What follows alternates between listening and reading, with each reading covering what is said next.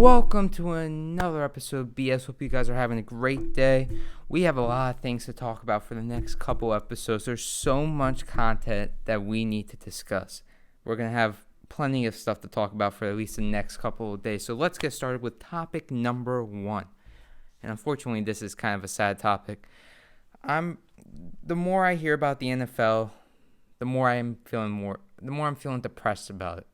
I'm kind of feeling down about the news that's been going on with the NFL. But some of the things like no preseason.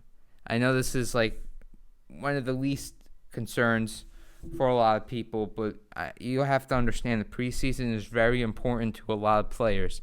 Yes, they use not as heavily strong playbooks for the preseason. They don't go really, really tough during the preseason. Yes, the preseason can be boring at times, but for me, it can be kind of enjoyable to see those underrated backup players and kind of have a little bit of a connection to them by seeing how they play in the preseason. And a lot of those NFL fans who are watching the preseason, they talk about it and they hope that those players make it to the NFL roster.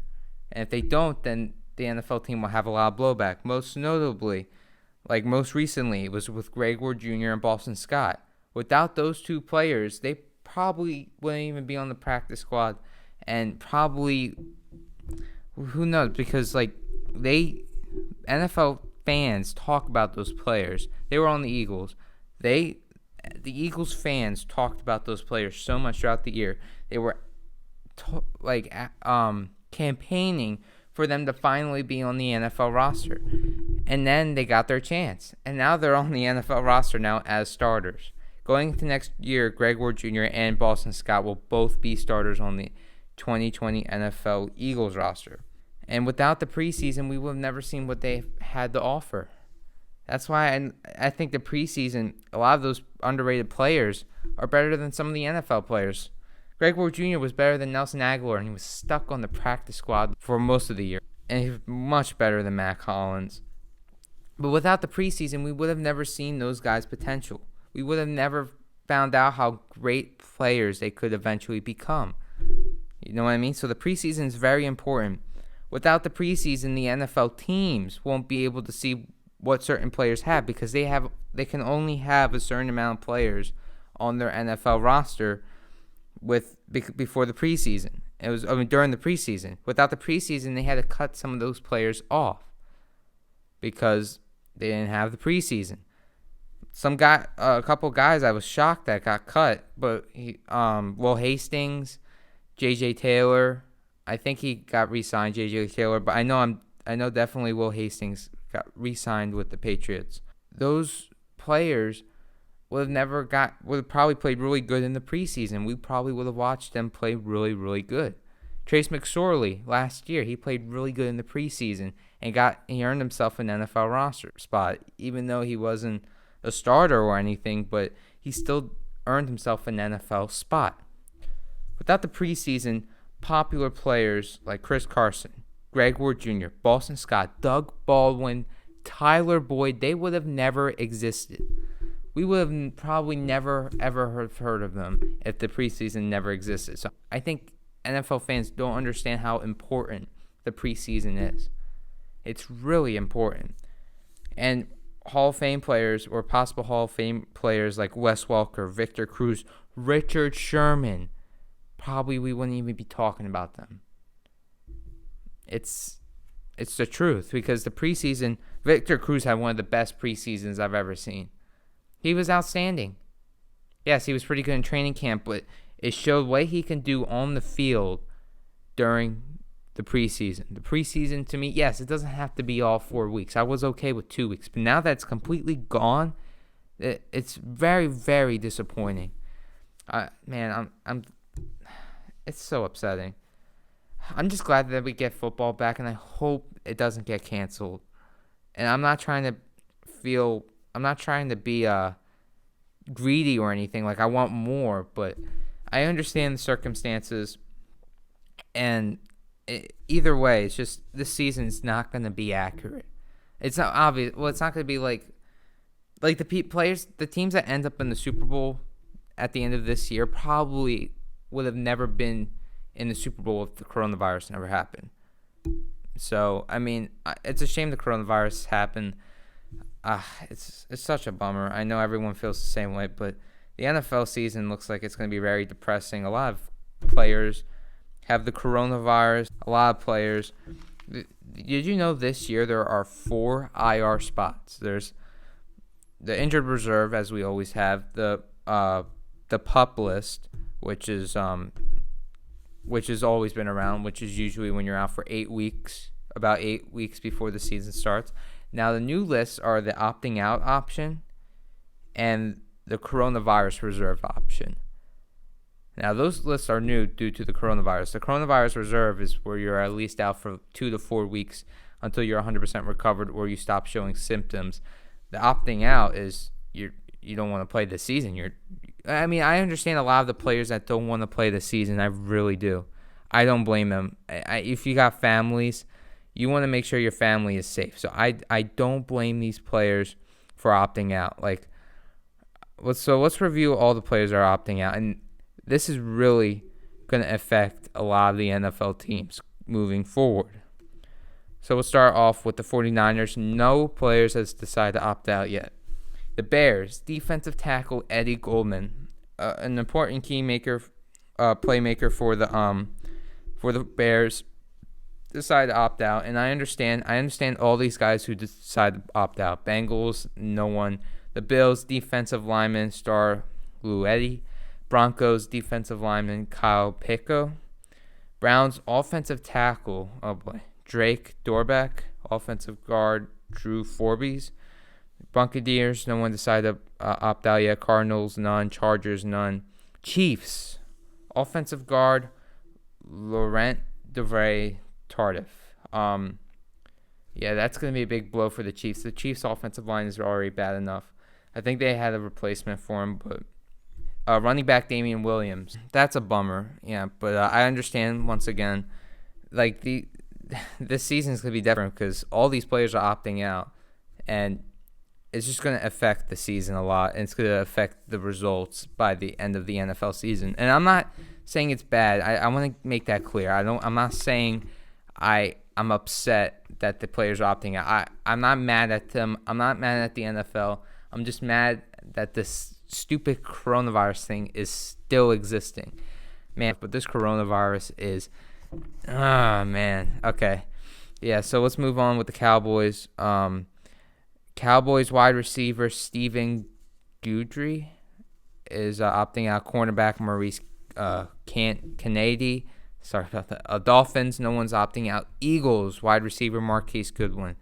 I understand, brother. You have a family to protect. You have a child that you need to make sure you don't pass that on, because this coronavirus, mostly, I bet you some NFL players are gonna break the rules and party and go out and possibly contract the coronavirus, because that's what happened with the Marlins on the MLB team. One of those players decided to go out to a bar or something. Oh, I'll talk about that later in the episode. I'm sorry, I forgot that's a later topic. But yeah, basically went out to a bar, probably contracted something and spread it to his whole entire MLB team. But we'll be talking about that later on in the episode. Falcons, none. Giants offensive tackle Nate Solder. Jaguars, none. Offensive lineman Leo Calamati. Lions defensive lineman John Aikens. Packers wide receiver Devin Funchess. That's going to be very that's important for Aaron Rodgers. He has a bad receiving core, so they should be finding a replacement for him soon. Panthers linebacker Jordan Mack. Patriots, oh my. The Patriots have 6 players that are opting out. Let me make something clear. All 6 of these Patriots players, all 6 of these guys, the reason for them opting out has absolutely nothing to do with Tom Brady leaving, nothing to do with Bill Belichick, and nothing to do with Jarrett Stidham or Cam Newton. This has something to do with their personal lives. Stop calling Bill Belichick a dictator. Stop saying he verbally abuses his players, because if he verbally abused his players on a daily basis, then they would have never won 6 Super Bowls. No one's going there specifically for Tom Brady. Tom Brady wasn't the reason why they won like the first 2 Super Bowls. All of that was because of Bill Belichick. All right? He doesn't take no nonsense. He doesn't let players have a ego. You have to be a team. You can't have one player having a big ego the whole entire time. Randy Moss said it, like Randy Moss cooperated when he was with the Patriots, like he didn't get verbally abused on a daily basis.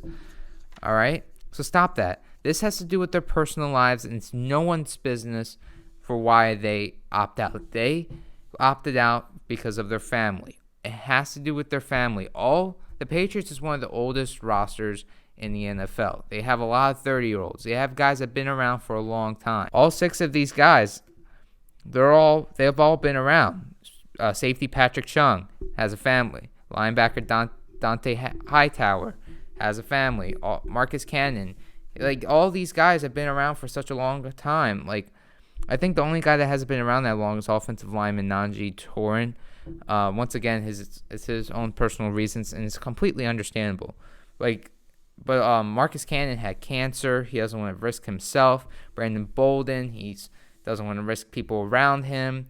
Dante Hightower just has a newborn baby. It has nothing, absolutely nothing to do with anyone but their own selves. So stop saying, oh, I don't want to. They're not joining because they don't believe that the team can go to the Super Bowl. They only want to play because they want to make it to the Super Bowl.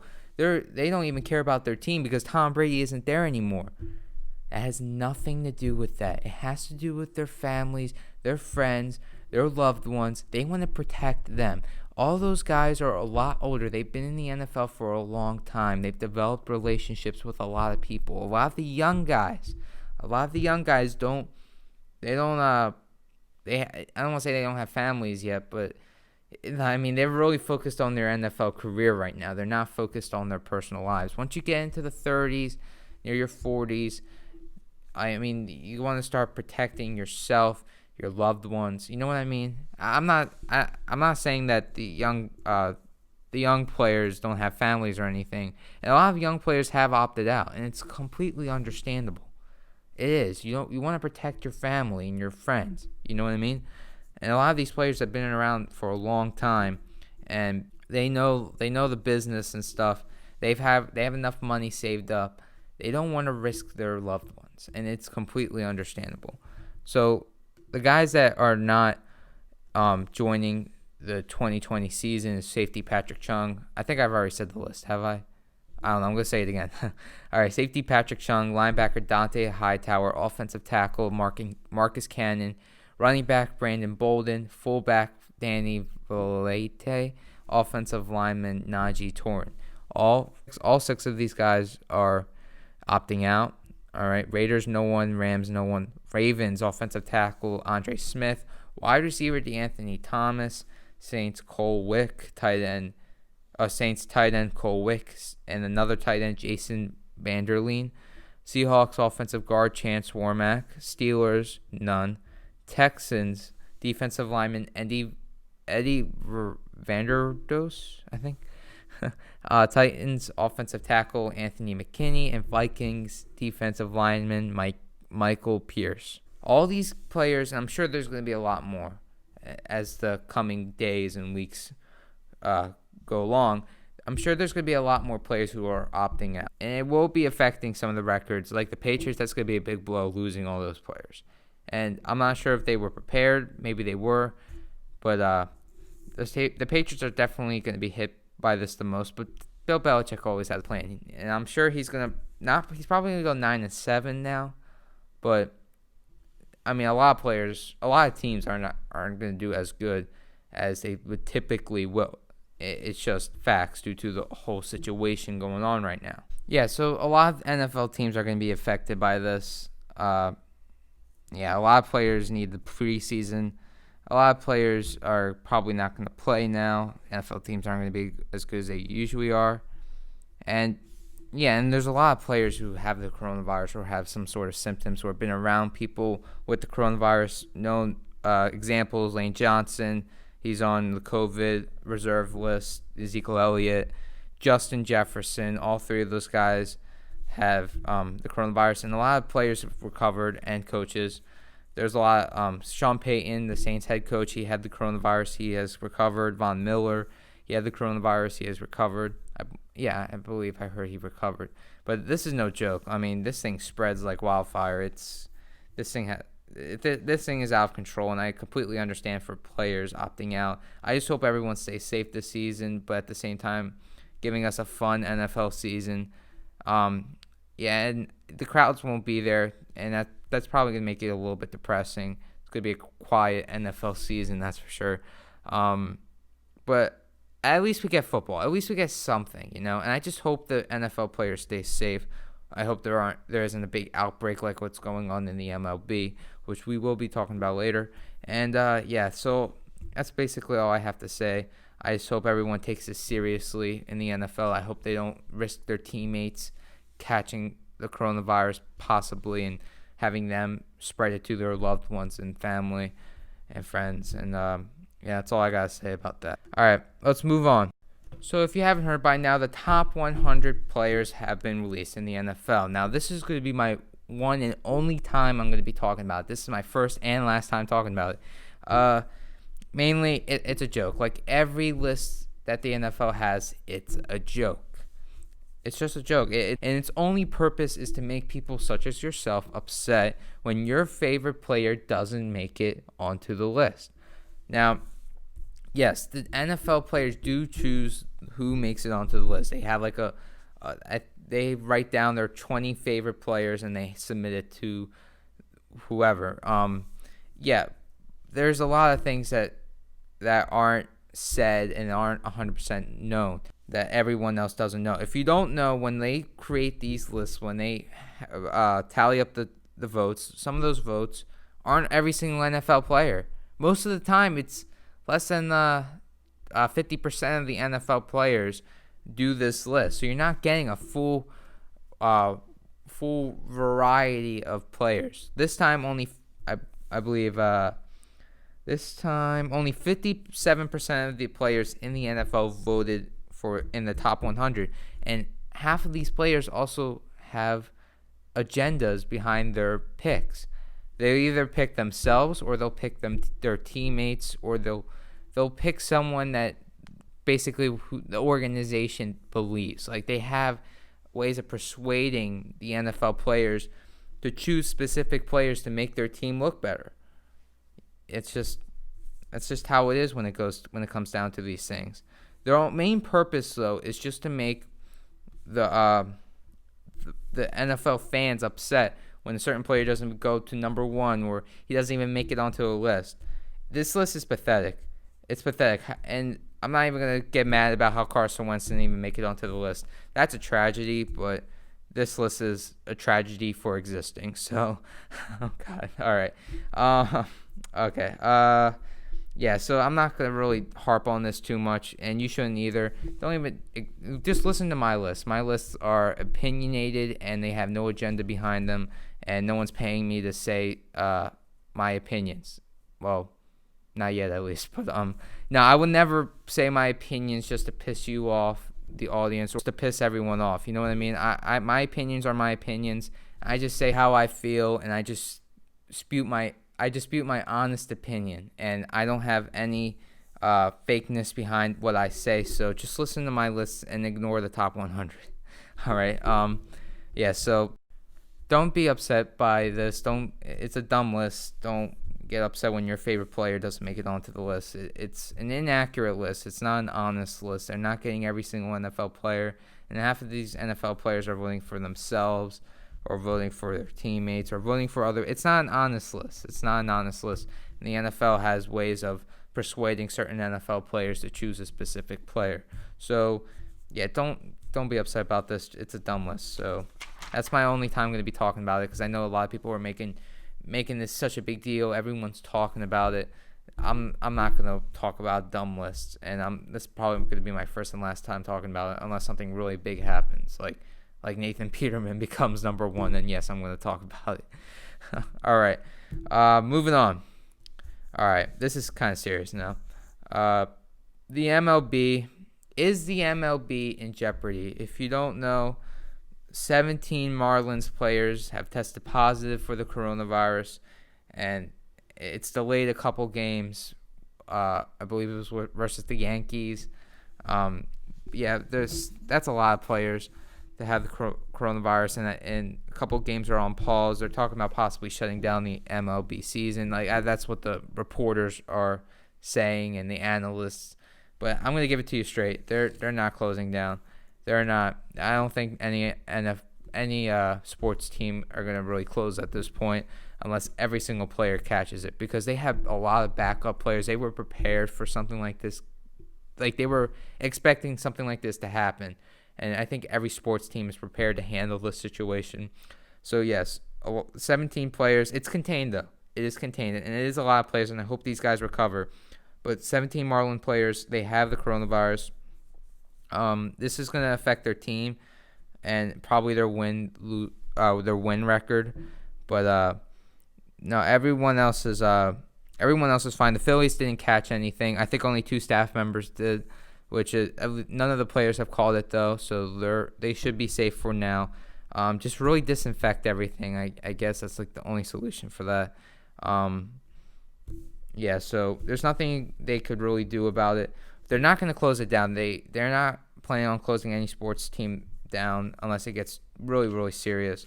I believe they have this under control. So basically what happened was I heard some reports that in the Marlins player, they went out partying something in Philadelphia. I believe they went to some kind of bar. They caught something, spread it to the rest of their team. I believe it was something like that. It was something like that. But only 17 players. I'm sure there's going to be more players that are going to eventually catch it.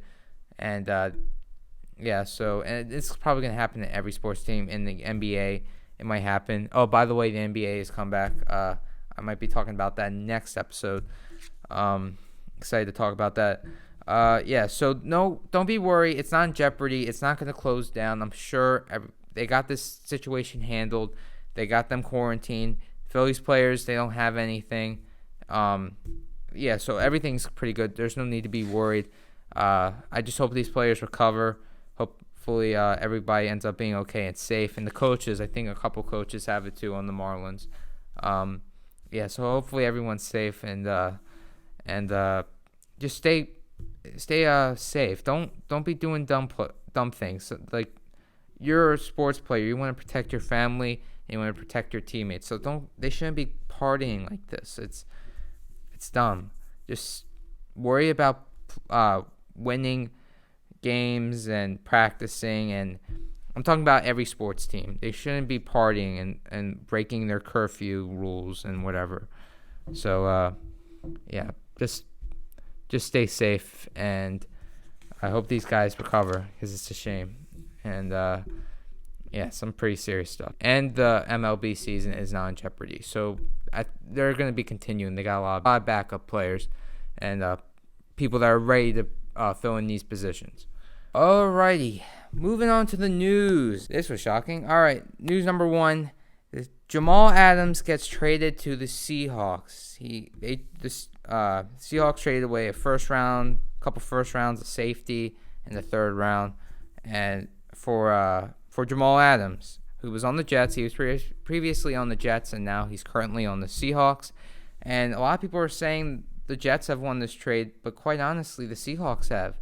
The Seahawks have won this trade, and let me tell you why. Yes, they gave up a lot of draft capital. They gave up 2 first-round picks. But if you look back, first-round picks for the Seahawks are basically 7th-round picks. Their first-round picks are never, there are some circumstances, but most of the time their first-round picks don't end up being anything close to what their later-round picks end up being. It's just insane. It's insane the amount of talent that they draft in the later rounds. Most of their talent and Hall of Fame players come from the later rounds. Let's start early back from in the Pete Carroll era. Their best players came from the later rounds. Guys like Richard Sherman, 5th round. Guys like their all-time leading passer, Russell Wilson, 3rd round. Bobby Wagner, 2nd round. Luke Wilson, their tight end, 5th round. Paul Richardson. The list goes on with guys like Frank Clark, 2nd round. Tyler Lockett, Russell now, 3rd round. And another receiver, probably his best receiver he's ever had, Doug Baldwin, undrafted. He's an undrafted wide receiver. Their talent comes from the later rounds. The only first rounder who really had a big impact was Earl Thomas. There are other instances, but I'm talking about the main ones. CJ Proze, 3rd round. Alex Collins, 5th round. The list goes on. And the players that they draft are all in the later rounds. It's insane the amount of talent that they have from the later rounds. Richard Sherman, 5th round. Like, they didn't even think, no one thought he was going to be a great player except the Seahawks. They know how to draft players. Now, what they gave up 2 first-round picks. Their last 2 first-round picks haven't been as impressive. Their last 2 first-round picks were L.J. Collier from 2019. He was and Rashad Penny, who's had injury problems. But when you look in their 2nd round, Marquise Blair, DK Metcalf, guys with a lot of potential. Even in the 6th round, a guy like Travis Homer, who could have a lot of potential. 2018, Will Dissly, he was pretty good. Shaquem Griffin, the one-handed linebacker. Trey Flowers in the 5th round. I mean, this talent goes on, and they're all from the later rounds. And it's impressive how they can get that talent to be so great in the later rounds. Like, this is one of the, like, people think the Patriots can do things with unknown guys. I mean, look at the Seahawks, man. Seahawks, they can just pick guys out from anywhere. They could just pick guys from the 7th round and make them into a Hall of Famer, you know? So, yes, Jamal Adams, they did give up a lot for him, but they gave up 2 5th-round picks because their first-round picks always end up playing like a 5th-round pick, and their 5th-round picks always end up playing like a first-round pick. So, yeah, even their starting quarterback is from the 3rd round. He's from the 3rd round, you know? I mean, people need to calm down. Seahawks, they won the trade. They end up doing their best with their later round picks, and they always trade for a guy that's who's pretty good from free agency, or they'll trade for him. Like, they traded for Jadeveon Clowney last season. Now they traded a guy like Jamal Adams, who's going to be a big impact for the team. They always have that. Right now they're a solid team, and now that team just took a step forward. It's like what they did with Jadeveon Clowney. Once they traded for Jadeveon Clowney, that team took a step forward, you know? So everyone just calm down. They didn't give up a lot. Their talent comes from the later rounds. So basically they gave up 2 5th-round picks, and that's not a big deal, you know? And the Jets are really stubborn about giving up Jamal Adams. They wanted a whole lot for him. So the Seahawks were the only team that could give up 2 first-round picks because their talent comes from the later rounds. So everything will be okay, all right? So everyone just calm down. All right? So their talent comes from the later rounds. For 2 first-round picks isn't a big deal. I think they gave up a 3rd-round pick and a safety too, but they just got a safety. So everything is all good. I think they gained a 4th-round pick too, right? Yeah, they gained a 4th-round pick. So, yeah, everyone just calm down. People were upset. Seahawks fans were upset. But I'm pretty surprised. I'm not a big Seahawks fan, and I know that their talent comes from the later rounds, you know? So, all in all, this is actually the Seahawks have won this trade. The Jets have lost this trade because they gave up a future Hall of Famer. They gave up a future Hall of Famer. I guess he wanted to be traded, so they could have done things to keep him on. And, I forgot the biggest thing. His attitude problem might be an issue for them, but Pete Carroll has proven time after time that he can deal with guys that have big attitudes, like Richard Sherman, Earl Thomas. List goes on. Marshawn Lynch doesn't have an attitude. He's just a funny guy, but he has a big personality. The Seahawks have proven that they can deal with guys with big personalities. Jamal Adams seems like he's the type to have a big personality, and I think they'll be okay. All right, moving on to news number 2. This is bit of breaking news, actually. LeSean McCoy. He's gone to the Buccaneers. Congratulations, Buccaneers. You're getting a great player. A player who averaged 4.6 yards per game, 4.6 yards per carry with a bad offensive line. So congratulations, the Buccaneers. I was so hoping for LeSean McCoy to come back to the Eagles. I mean, he's on a 1-year deal, so maybe we'll get him next year. But still, the Buccaneers, they're loaded now. Now they have a running back. LeSean McCoy played really well last season. Unfortunately, Andy Reid benched him because he was worried that he possibly would have fumbled the ball, but he was all good. That's just the way he runs. He's definitely not the player he used to be, but I mean he's going to be the best running back on their roster, because Ronald Jones isn't a good running back. I'm not a fan of him. He's so inconsistent, and they're getting a guy who can run pretty good on a bad offensive line, because the Chiefs' offensive line is pretty bad, and I think people need to start realizing that, because LeSean McCoy really broke through some of the tackles when the offensive line didn't create big enough holes for him. He has a good ball carrier vision. He can see the holes, and he can create himself some holes. So he still has a lot left in the tank.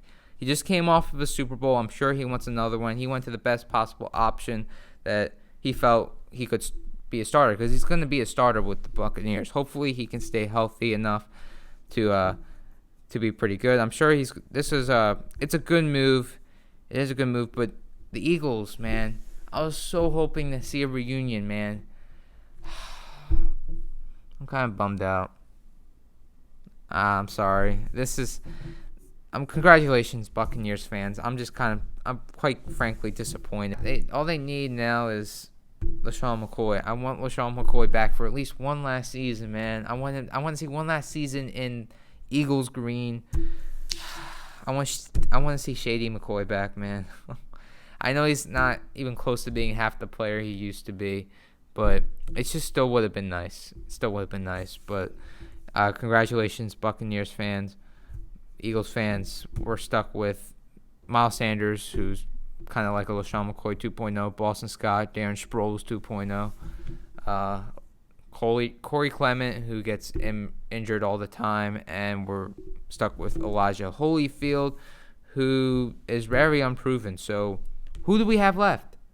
I mean, they're just going to stick with 2 running backs the whole season? They usually are a 3 running back team. Why haven't they gotten anyone yet? I don't understand. They could have traded for... Okay, I'm getting angry. I need to calm down. This is kind of good news for the Buccaneers, but it's bad news for the Eagles, because they need a third guy. They need a mentor guy to mentor Miles Sanders some more. They don't have Jordan Howard next year. This is turning into what the Eagles need instead of LeSean McCoy breaking news. All right, I'm just kind of upset about that. Congratulations, Buccaneers fans. I know I said that for the 100th time now. Yeah, so this is good news for the Buccaneers. He did have his lowest career stats last season, but you got to remember he didn't play the whole entire season. He didn't even play in the playoffs due to Andy Reid not trusting him, and he felt like Damian Williams, some of the younger guys, could do a little bit better than LeSean McCoy and give those guys some reps. So I understand why LeSean McCoy didn't play for the whole year, but he deserves to play for a whole year. He still has some starting caliber talent left in him. He's a little bit better than some of the running backs currently in the NFL. He has a little bit of an injury issue, but just a little bit. Usually he's going to be out for like 2 or 3 weeks or 2 or 3 games due to his injury issues. But the Buccaneers' offensive line isn't that great. It's just okay. But LeSean McCoy has done pretty good. He's proven himself to do pretty good with bad offensive lines or just mediocre offensive lines like the Buccaneers. So LeSean McCoy going to the Buccaneers is a good option. I don't think he's going to win a Super Bowl there. I don't know what he sees him with the team, but he is going to be a starter, so that at least that's pretty good. He's going to be playing with Tom Brady. Wow. Yeah, so congratulations, Shady. Hope you have a good time in Tampa Bay. All right. And moving on to our final news topic of today. So the Washington Redskins have changed their name to the Washington Team. I think right now they're currently just going to be called Washington. I'm probably gonna still call them the Redskins because I'm not gonna remember that. Calling them Washington Team is just weird. If anyone in the comments has a problem with me saying the Redskins, let me know and then I'll stop saying the Redskins. But currently, I know a lot of people who don't feel offended by the Washington Redskins as the team. I know Native American friends who are fans of the Washington Redskins, and they're actually kind of upset that they're changing the name because they said the name is kind of an empowerment to them. But there are some Native Americans who do feel offended. And if anyone feels offended by me saying Redskins, I'm just going to stop saying the team then. Because I don't want to be offensive to anyone. But I think a cool name for them could be, I heard this name being thrown around, Washington Red Wolves or Washington Red Warriors or something like that. I like their uniforms though. I believe their uniforms are going to stay the same. It's not my team, so it's not really. I don't really care if they changed the Eagles. I'm sure I would have been upset, but I think the Redskins fans, some of them, I think they just don't care either.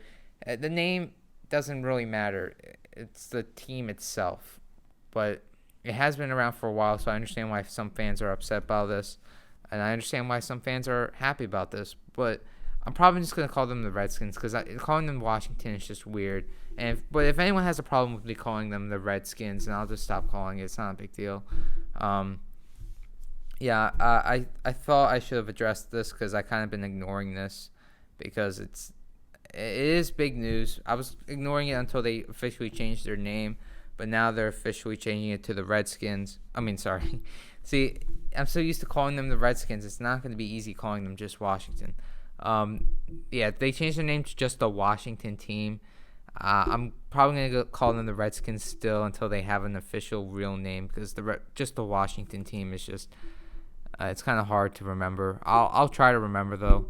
I'm probably going to call them the Redskins still a couple of times unless people really don't want me to call them the Redskins, and I won't. But I have a lot of people. I have a lot of Native American friends who aren't offended by this, but if you don't feel offended, then I'll stop calling them the Redskins. But this is big news. It's good. Is it good news or bad news? It's up to how people feel. I quite frankly just don't care about. It's a team I don't really care about. So it doesn't, I don't know what else to say. I don't really like the Redskins. They're a rival to the Eagles. I guess I think a cool name would be the Washington Red Wolves, but I've been so used to calling them the Redskins for such a long time. It's gonna be something I'm not. It's a name. It's a team name change. I'm gonna have to get used to saying. So it is kind of whatever for me. I think a cool name. I think the Washington Red Wolves, Washington Red Ninjas, Red Warriors, something like that would be better than Redskins. I don't know. I don't know if the NFL, if the Redskins fans are upset about this. I know a couple of them are, who are Native American, who are a couple of friends of mine who are Native American. They're actually upset about this. It's not really a big deal. It's just a name change. It's not the end of the world. It is because it's been there since like 1948. So you could look at it two ways. They changed their name. It's gonna be something different soon. Hopefully it's not Washington, the team, just called Washington Team. I'm not gonna remember that. I have a bad memory as it is. But once again, let me know if you don't want me to say Redskins, and I will stop saying Redskins. If anyone just says it once, just say, hey, be nice about it, because we can have rational people in my comment section, because I know I've got threats before in my comment section, angry NFL fans. But just say, hey, could you not say Redskins? And I'll just stop saying it, just like that. It's that simple. But my friends who are Native American, they'll be actually upset with me if I stop saying Redskins. But if anyone has a problem with it, I'll just stop saying it. No big deal.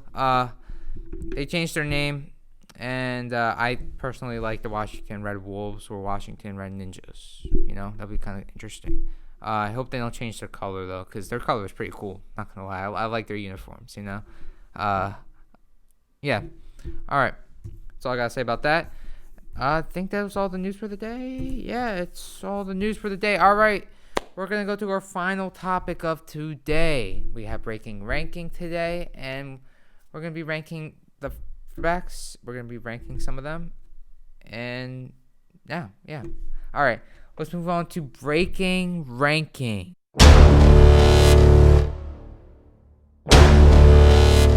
All right, in this episode of Breaking Ranking today, we're going to be ranking all 5 elite quarterbacks in the NFL. You heard me right. There are 5 quarterbacks who are currently elite. There's only 5 of them. Some quarterbacks are really, really good, but I'm only going to be ranking quarterbacks who are elite. And, so everyone else would be just really good. So if you don't hear your quarterback on the list, then they're not elite. All right, starting at number 5. Oh, boy. You're not going to like what I have to say here, but it's just facts. Now, coming at number 5 is Jimmy Garoppolo. What's wrong with you? Yeah, before you say I'm out of my damn mind, I know what I'm talking about. I assure you I'm not on drugs when I say this. Jimmy Garoppolo is elite. All right. Now, I know he has last season, he has had a lot of hate. Yes. He did lose the Super Bowl. All of it is not his fault. In critical situation moments, when his players were injured, whenever something went wrong, he made a big play every time. In the third, I could give you a recent example. It was last year. He went up against the Cardinals week 8 of the NFL season. And he converted a ton of third down conversions with ease. He has the clutch gene ability to just convert on third and fourth down when they matter the most. An example here, 3rd down and 4, throws a pass perfectly to Emmanuel Sanders. It was a clutch play. Another one, 3rd and 7, he throws perfectly to Dante Pettis, a touchdown. Like, he has beautiful throws. 3rd and 11, another one with the Cardinals. He has the ability just to throw beautiful throws on 3rd down. And I don't know what it is that I don't know how he does it, but he just has a nice calm presence in the pocket. When the pocket is clean, most of the time he can make an easy 3rd down, 4th down throw. The clutchest play I believe of that he did last year was against the Saints. It was 4th down near the end of the game. It was tied, and it was 4th down on Jimmy. It was all down to Jimmy Garoppolo. He threw a beautiful pass to George Kittle. A quick release. He has quickest release of any quarterback in the NFL. Now, that doesn't mean he has the strongest arm. That means he could get the ball out quicker than any other quarterback. He just goes there. Quickest release. He just guns it in there. He's quicker than Patrick Mahomes even, because he doesn't even wind up. He just gets set. He does everything so quick. He can read the defense quicker than a lot of other cornerbacks. Yes, in the Super Bowl, he was not perfect at all. Even in the playoffs, he was not perfect. But those issues were not his fault. He's been clouded throughout the whole game. During the Super Bowl, he had pressure in his face by Frank Clark and Chris Jones. Where were the blocks during that game? He missed easy throws. He threw 2 picks because he kept on getting abused the whole entire game. He had no chance to breathe. Yes, he is good with pressure in his face, but when you're having Chris Jones and Frank Clark go up in your face constantly, then how are you supposed to make big plays? How was he supposed to throw to Emmanuel Sanders when he's been hit the whole entire game? Not even Tom Brady would have made that throw to Emmanuel Sanders near the end of the game. If you know what I'm talking about, the deep ball during the NFL game. He is elite. He is elite. He doesn't have a guy like AB. He doesn't have a guy. Emmanuel Sanders was pretty good. Deebo Samuel was also pretty good too. But he doesn't have like elite level receivers. George Kittle is also pretty good too. But he's nowhere near Gronkowski, how he used to be. And that's another thing. People say the only reason why Jimmy Garoppolo was good is because of George Kittle. But you could say the same thing about the only reason why Tom Brady was good is because of Rob Gronkowski. That's basically what you're comparing yourself to. So stop saying the receivers make the plays and stuff. No, he made the receivers look really, really good. His release is most elite out of the whole entire NFL. He has a good arm, good deep ball, except during the Super Bowl that was, pressure with his face. He can make those throws though, because he can throw the ball away before he really gets sacked, And he came off of an ACL, and Tom Brady could do pretty good. Or not even Tom Brady did well after he came off an ACL injury. He has a winning record. Without him playing, his team does not have a winning record. Just look at every time he plays. Every time he has had a winning record. Even you can look back into his early days from when he was with the Patriots. Back in 2016, won 2 games, threw for 4 touchdowns, no interceptions. 2017, all 5 games that he played with the 49ers, he won every single game. He was elite. He was clutch. He's been elite since 2016, but unfortunately he hasn't been able to play more games. 2018, threw 5 touchdowns, 3 interceptions, 2 bad receivers and a bad offensive line, and he came really close in 2 of those games. He won one game and lost 2, but those 2 games that he lost, he was very, very close. He played really good. But you got to remember, he tore his ACL, and he still led his team to the Super Bowl. People are saying he's not a great leader, but he doesn't need to show that to the media. He doesn't need to show that to the fans all the time.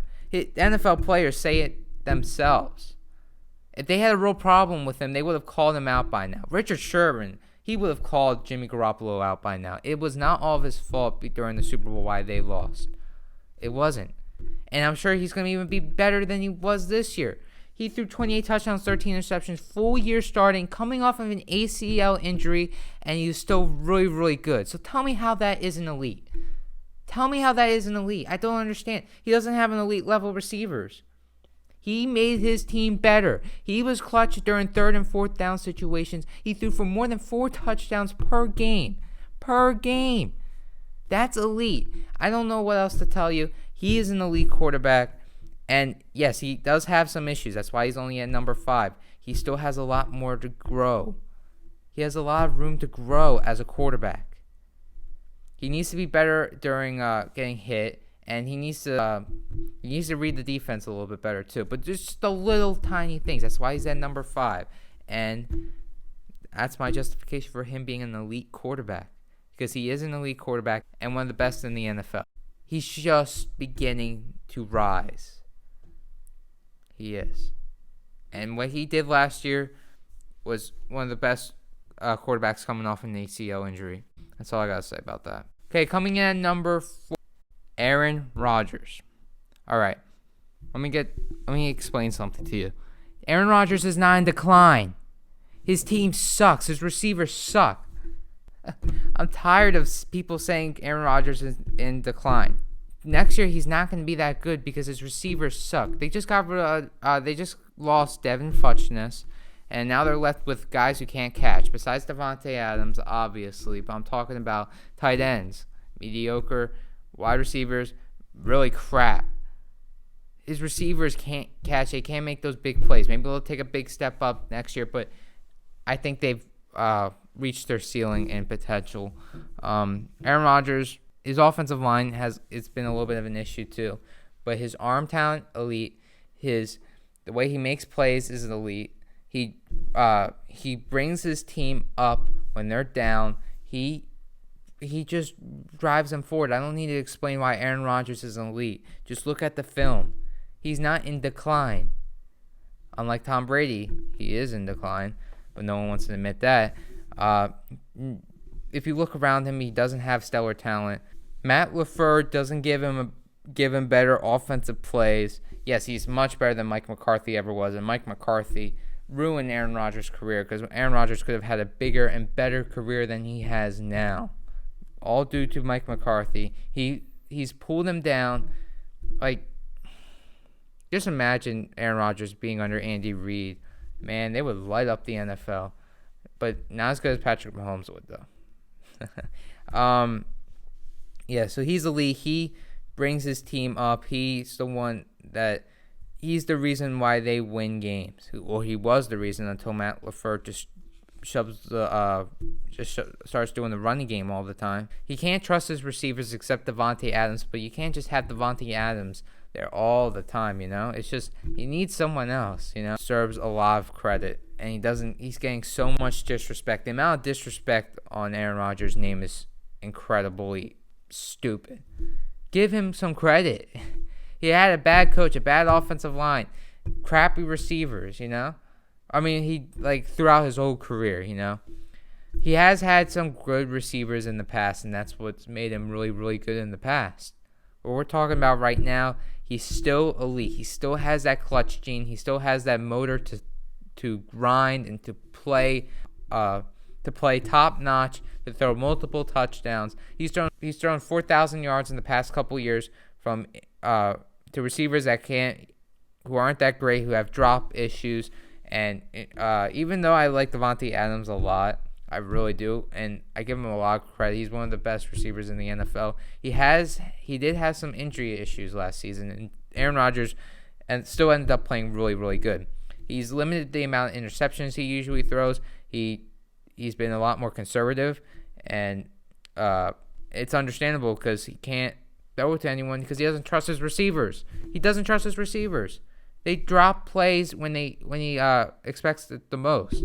He's only looked like Aaron Rodgers a couple times last year, but other than throwing the ball all the time, he deserves to be on a better team. I hope he leaves soon. Well, he's going to leave soon because I already want to replace him with Jordan Love instead of giving him help that he desperately needs.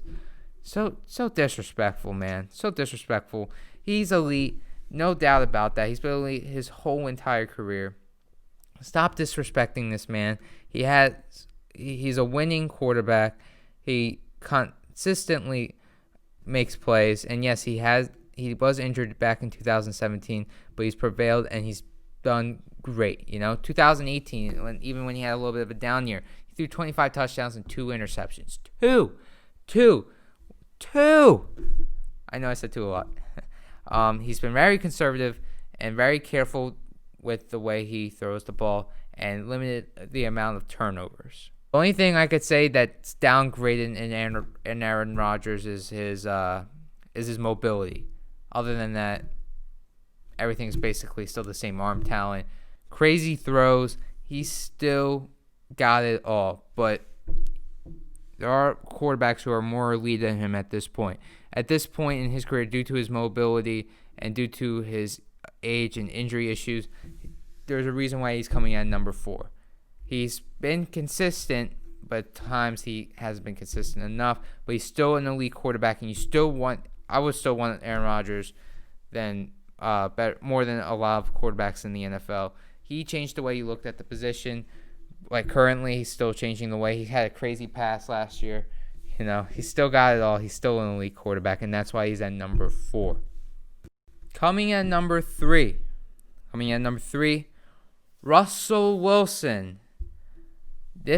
Russell Wilson has been consistently great every year. He's the definition of a great quarterback. He gives you great plays, clutch moments, high motor, mobility, doesn't get injured a lot. I can go on. He's basically the perfect quarterback. He doesn't have a ton of turnovers. He's a good leader. He has it all. He has it all. Last year, I believe he should have won an MVP over Lamar Jackson due to the fact that he had more clutch plays, bad offensive line, and a less talented receiving core than Lamar Jackson had. Lamar Jackson had Marquise Brown, Willie Snead, Miles Boykin, running backs he could throw to all the time. He had his great offensive line. What did Russell Wilson have? A bad offensive line, good receivers, not close to Lamar Jackson's. Good receivers. Tyler Lockett, I'm always a fan of him, but he did have issues throwing to him. He had good receivers, bad offensive line, mediocre tight ends, running backs that were basically injured for the whole season. There was consistently running backs getting injured. And he still ended up throwing for 31 touchdowns and 5 interceptions with 4,110 yards on the season. He still ended up having MVP caliber season. I would say that his he was just perfect in every way. He's been consistently perfect, consistent game after game after game. He does have a couple issues. Sometimes looks like he gets a little tired. But other than that, I mean, he's not eye-popping all the time. But he does have those big plays. He does make clutch throws. He's just a perfect quarterback. He's the definition of a quarterback. He's an elite quarterback. He's been an elite quarterback for years. He has a winning record. He's still an elite quarterback. If you could create a quarterback like a robot, you would create Russell Wilson. He's a personal favorite of mine in the NFL. I would say he's probably my favorite quarterback in the NFL due to what he's accomplished and what he's done. He's proven himself. He doesn't need a Legion of Boom. When they need him the most, he's there consistently. He's one of the best quarterbacks in the NFL. He is elite. He doesn't have crazy, oh my God, throws. He doesn't have the no looks. He doesn't have that Deshaun Watson ability to run so fast and do the crazy get out of sack situations. But he's still a perfect quarterback. And I would say if I would put all my money on a quarterback, I would probably put it on Russell Wilson. Even though I love Patrick Mahomes and he is the best quarterback in the NFL, but Russell Wilson is a guy that you want consistency with not getting injured, with making the throws that you need, being a great leader, being a great role model, being a great everything. So Russell Wilson is elite, and he has elite arm talent too. He has one of the stronger arms in the NFL. So he has everything, and he's what you want in the NFL quarterback. If you want to say, I want my quarterback to be a certain way, I want my quarterback to be a perfect quarterback, you would be describing Russell Wilson. So Russell Wilson coming in at number 3. All right, moving on to number 2. We have Deshaun Watson. People need to understand that his offensive line is bad. It's pretty bad. His running backs are just good, His receiving core is one of the best in the NFL, but he just knows how to make big plays. His talent to read the defense is unlike a lot of quarterbacks in the NFL. Sometimes him reading the defense is a little bit better than Patrick Mahomes. His arm is really strong. Deep throw accuracy is one of the best in the NFL, and he makes big plays. He's one of the clutch. I would say up there with Mahomes and Deshaun Watson. They both make clutch plays in the NFL. One of the clutchest plays in the NFL. When you need them the most, they'll come back. They'll help you win that game. Deshaun Watson is that guy. He has a great receiving core. That D-Hop, Deshaun Watson combination has always been good for Deshaun Watson. A bad offensive line, because Deshaun Watson had a bad offensive line. He did pretty good. He had 26 touchdowns, 12 interceptions. Last year, he did have a better season, but unfortunately, his offensive line was pretty bad. Yeah, last year he had 26 touchdowns, 9 interceptions, threw for over 4,000 yards. But this year, he had offensive line issues. His running backs weren't as good as last season. There was just a couple of issues that limited him from being good compared to being not as good as last year. But his elite talent is incredible, but it's nowhere near to our number one guy. And our number one guy is Patrick Mahomes. I don't even need to describe his resume to you. Because last season, his comebacks were from 0 to double digits multiple times. He proved last season that he didn't always need guys like Tyreek Hill, Sammy Watkins. He's proved that he could do really good without those number one guys. His arm talent is elite. He's done things that no one else has ever seen. I just don't understand why people are still disrespecting his name. How could you say he's overrated when he can do throws that no other quarterback can make? No other quarterback can make. Yes, he has great playmakers, but he makes those playmakers great. And don't say it's Andy Reid's system, because Donovan McNabb was nowhere near to Patrick Mahomes' talent. Donovan McNabb, when he had Terrell Owens, he didn't. If it was Andy Reid's system, and you look back at Donovan McNabb's 2004 season when he had Terrell Owens, then Donovan McNabb should have been looking like Patrick Mahomes right now. Patrick Mahomes is a once-in-a-lifetime talent. The way he reads the defense is one of the best in the NFL. He has an elite sense to read the defense. He has an elite sense to throw the ball. He's clutch. His comebacks are from 0 to double digits. Just look at the Texans game. He is a great leader. Everything. He's perfect. He's incredible. He creates throws. He makes throws when they count the most. And he has a bad offensive line. People need to understand his offensive line is bad. That's why he's always scrambling outside the pocket. He always does his half circles, flings his arm. His arm talent is really strong. The way he creates plays is one of the best that in NFL history. Threw for 50 touchdowns last year, but we're talking about this year. And is he still elite compared to back in 2018? Yes. 2019 season, he had an elite season. He came back from a really bad injury and still played really good and led to his team to the Super Bowl. He is an elite quarterback. And what people need to understand is he has a bad offensive line. I give quarterbacks a lot of credit when they can play really, really good with a bad offensive line. Like the Chiefs' offensive line was nowhere near perfect. He has a really good right tackle, and everyone else is just bad. It's not bad. It's just mediocre, His center and left guard are pretty yuck, Patrick Mahomes is incredible, and he is the best quarterback in the NFL, and he's the best elite quarterback currently in the NFL. All right, that was our list of the best elite quarterbacks currently in the NFL. Hope you guys enjoyed the episode. As always, I will see you on the next one. What's wrong with you?